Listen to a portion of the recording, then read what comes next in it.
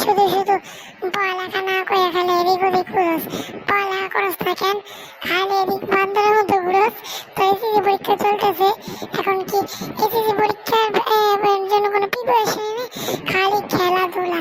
খেলাধুলা তার জীবনে কি করে? হ্যাঁ, এই খেলাধুলা বাদ দে, এসএসসি পরীক্ষায় ভালো রেজাল্ট করতে হবে, তুই এটাই কর, নাহলে তোর মা বাবা বের করে দিব। ভালোভাবে পড়িস, দেখ আমার ছেলে কত ভালোভাবে। আপনি এত কথা বলেন কেন যে? আমি আমার মন চেয়ে পড়ুম না, মন চেয়ে পড়ুম না।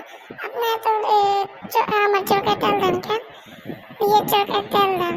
আর আপনার ছেলে তো প্রশ্ন দেয় দিছিল, এখানে আপনার ছেলে পাস করছে।